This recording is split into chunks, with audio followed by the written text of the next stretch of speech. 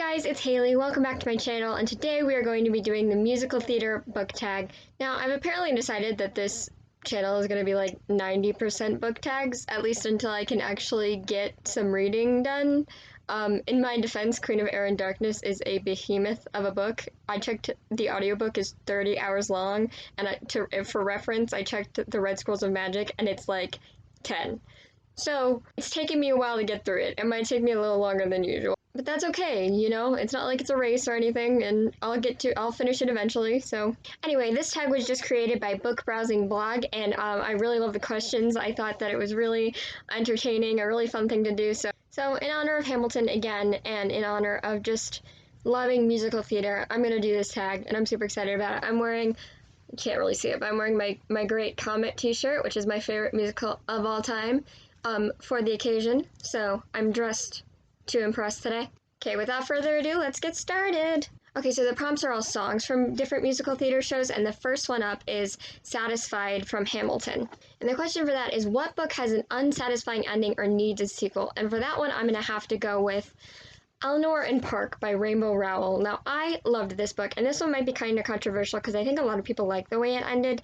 It sort of is an open ending. You don't really know how exactly the characters fit together in the end, but I like my endings to be wrapped up in a neat little bow with happiness and joy and no bad times. So for this one, it was just sort of unsatisfying for me, and I would like to know what happened to the characters, what happened to their relationship, how everything basically wrapped up for them. I feel like I was left hanging a little bit on this one. So for Satisfied, I'm going to go with Eleanor and Park by Rainbow Rowell. The next prompt is Everybody's Talking About Jamie from the musical Everybody's Talking About Jamie. And the question is, what is a really hyped book you want to read only because of the hype? Now for this one, I'm going to slightly break the rules. I'm going to actually go with the book I already read because of the hype, and that is The Maze Runner by James Dashner. I knew that the premise really wasn't going to intrigue me from the beginning when I first read the synopsis, but I decided to read it anyway just because I'd heard such good things. Everybody loved this series, except maybe like one or two people on BookTube. A lot of people absolutely loved the movies. All 3 movies were made, which is more than can be said for a lot of series. Looking at you, City of Bones and Percy Jackson. But yeah, I just knew that this wasn't really going to interest me, and so I pushed myself through 2 books and then finally got to the 3rd one and was like, nope, can't do it, sorry. And so I stopped. But yeah, that's a book I read purely because of hype and not because I had any real interest in the storyline. Next song is Journey to the Past from Anastasia, which is one of my favorite musicals of all time. I'm a big Russian history nerd, so great comment, Anastasia. Big fans of both of those musicals. Name a book that features flashbacks or developed backstories. Now for this book, I'm going to have to go with a book I don't have, and that's Tales from Shadowhunter Academy by Cassandra Clare.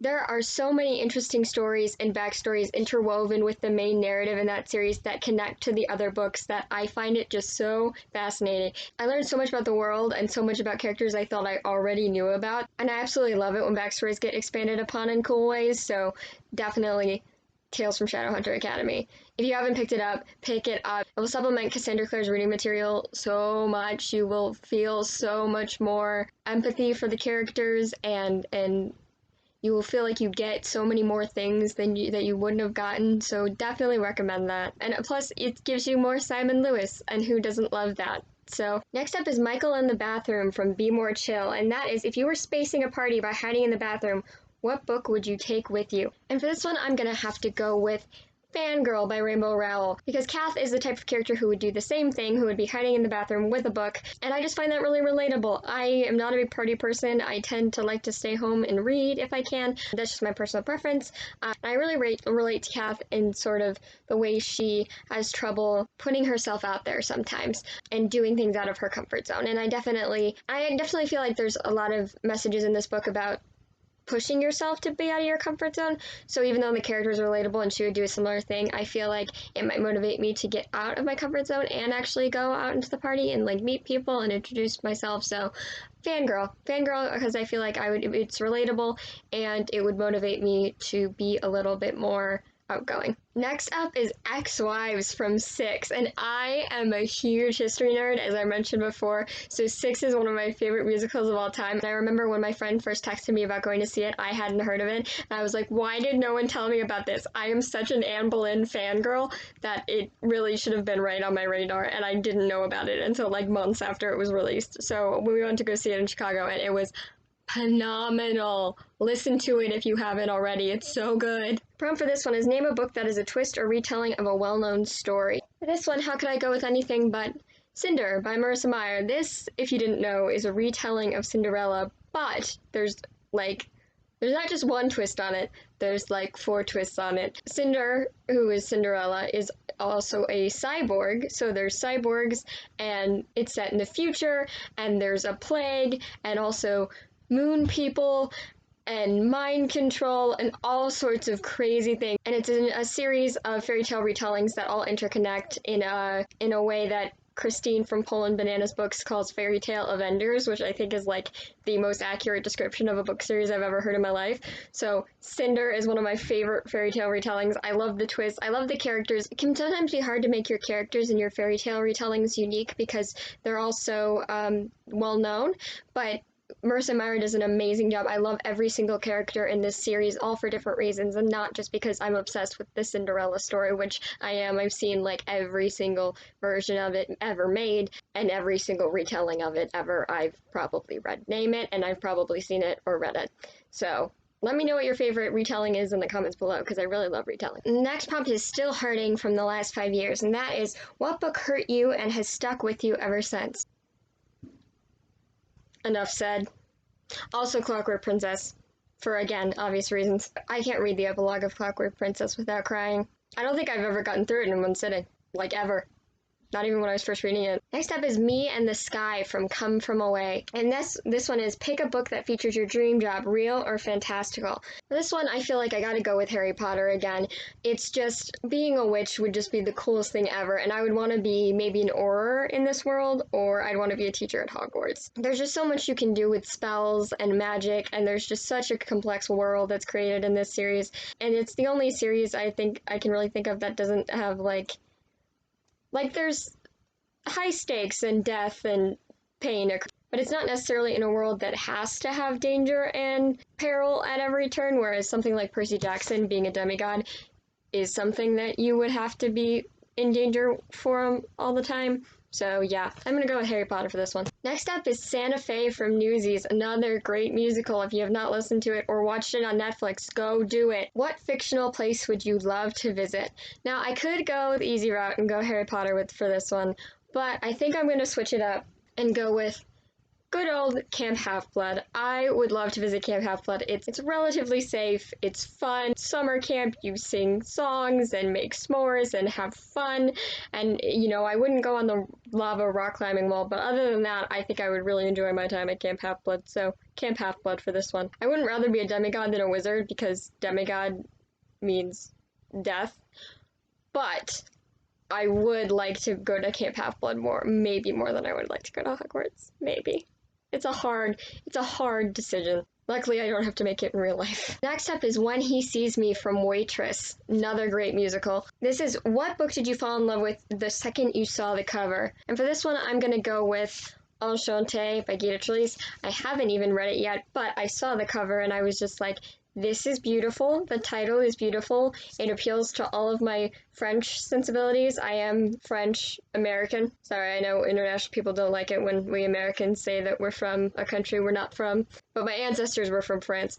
I absolutely love everything French themed. I love everything about it. And this one just looked absolutely gorgeous, absolutely stunning. I can't stop looking at it on my shelf. It looks so beautiful. So Enchanté, and I don't know if it's going to be any good, but I have a feeling I'm going to enjoy it because I like the synopsis, and yeah, this one.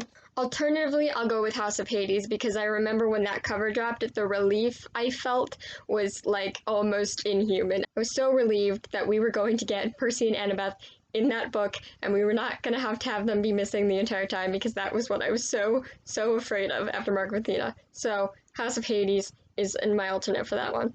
I have the book, but it's being used as my tripod right now, so I'm not going to show it to you. Next up is Disappear from Dear Evan Hansen, and that's hype an underrated blacklisted book. For this one, I think I'm going to go with Looking for Alaska by John Green. This has been banned, like, I don't know how many times, a lot, from school libraries and local libraries, and some people might not find it the most entertaining read. I really enjoyed it. I think that it has a Prince Award. I feel like not a lot of new booktubers have read it, and I feel like you really should pick it up if you like The Fault in Our Stars. I really enjoyed it, and I think that it definitely does not deserve to be banned from any library. I read it when I was a teenager. Oh my god, I'm not a teenager anymore. That's so weird. I read it when I was a teenager, and I really loved it, so definitely recommend this one. Next up is What You Want from Legally Blonde, and that is, what do you want to see more of in books? And that, for me, hands down, is female friendships. There are not enough female friendships in YA literature. They're starting to be. They're starting to expand on them. So much of it focuses on romance, and usually straight romance, which I'm glad to see that there's more LGBTQ titles that are cropping up, but we still need more. But definitely there's a lot of male-female friendships, which I love. I absolutely love. I think can be absolutely so refreshing and so fun to read about. But I feel like female-female friendships are so underrated, and that is why I appreciate the Gallagher Girls series so much, because it's all about female friendships. It's about the ups and downs and highs and lows of being friends with girls, and it's just such a wonderful series for that reason. I went to an all-girls high school, and I absolutely loved every second of it. There's something just so unique about girls supporting girls, and I definitely think we need to see more of it in YA. For a bonus, pick your favorite musical and pick a book that reminds you of it. So I already told you that my favorite musical is Natasha Pierre and the Great Comet of 1812. If you haven't listened to it, listen to it. I'll put a link down in the doobly-doo. But it's an electropop opera musical based on a 70-page section of War and Peace, and it is phenomenal. And a book that reminds me of it is Shadow and Bone by Leigh Bardugo. I have started this. I'm really enjoying it. I'll do a book talk when I'm finished, but I have the Kindle book, so I don't have it to show you. Sort of the Eastern European folklore reminds me of it. There's sort of like nods to Russia in there, and it definitely reminded me of some aspects of Great Comet. I definitely felt like I could listen to Great Comet while I was reading, and it definitely would put me in the right mood. So Shadow and Bone by Leigh Bardugo, I definitely recommend, and also listen to Great Comet. It is so underrated, and it is one of the best musicals, if not the best musical I've ever seen in my life. Listen to it. Alright guys, that was the end of the musical theater book tag. I wasn't tagged in this, but I decided to steal it because I wanted to do it. So I'm going to be tagging Uptown Oracle, Bring Me the Books, and Literary Princess in this. If you want to do it, that's really cool. If you don't want to do it, that's also totally cool. Those are just the people I really want to see do it. So I'll link their channels in the description, and I will link a link to listen to Great Comet, and also the original video and the questions to this tag. I love you guys. It was so good to talk to you. I'll talk to you again soon. Bye.